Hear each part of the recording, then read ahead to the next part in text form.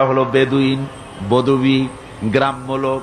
কলেজে পড়ে নাই, ইউনিভার্সিটিতে পড়ে নাই, সায়েন্স ল্যাবরেটরিতে রিসার্চ করে নাই, এমন একজন গ্রাম্য বদুবিকে জিজ্ঞাসা করা হয়েছিল, আল্লাহর অস্তিত্বের প্রমাণ স্বরূপ তুমি কিছু বলতে পারো কিনা, আল্লাহ আছে নাকি?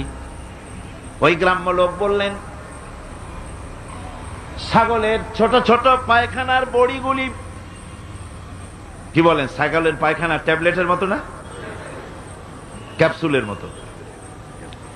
কোন জায়গায় ছোট্ট ছোট্ট ছাগলের বিষ্ঠাগুলি দেখলে পরে যে দেখে সে বুঝতে পারে এখানে ছাগলেরা থাকে।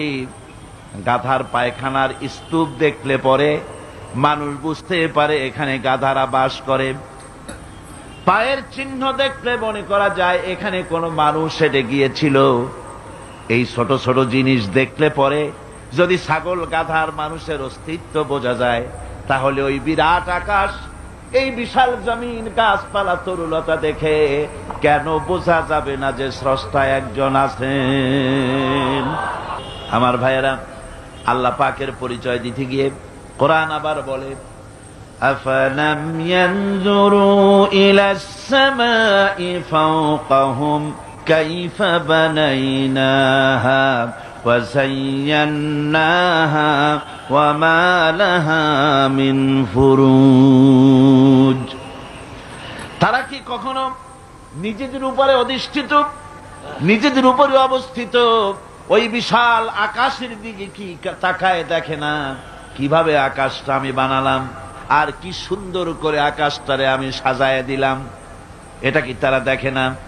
যার ভিতরে কোনো ফাঁকা নাই, এত সুন্দর করে আকাশটারে বানালাম, ওই আকাশের দিকে কি তাকায় না? আকাশ নিয়ে কি চিন্তা ভাবনা গবেষণা করে না? আমার ভাইয়েরা, বহু লোক এমন আছে ওই আকাশের দিকে তাকায়। বিজ্ঞানীদের মধ্যেও এমন আছে, কেউ কেউ বলে আকাশ বলতে কোনো জিনিস নাই, অনেক দূর, তাই নীলা নীলা দেখা যায়, আকাশ বলে কোনো জিনিস নাই। নাউজুবিল্লাহ, বহুত দূরে, সেই জন্য ওইরকম দেখা যায়, আসলে কিছু নাই। আর সত্যিকারের বড় বড় বিজ্ঞানী যারা, তারা আকাশের অস্তিত্ব সম্পর্কে চিন্তা ভাবনা করে, তাদের চিন্তা এবং গবেষণায় এই জিনিস ধরা পড়ে যে নিঃসন্দেহে আকাশ বলে কিছু আছে। মহাশূন্য যারা গবেষণা করছে, চিন্তায় তারা হয়রান হয়ে যাচ্ছে, বিস্ময় হতবাক হচ্ছে। আল্লাহ পাক বলছেন, ওয়ামা লাহা মিন ফুরুজ, এর ভেতরে কোনো ফাটল নাই। আকাশ থেকে নিয়ে জমিন পর্যন্ত এই বিশাল মহাশূন্য যারা গবেষণা করছে,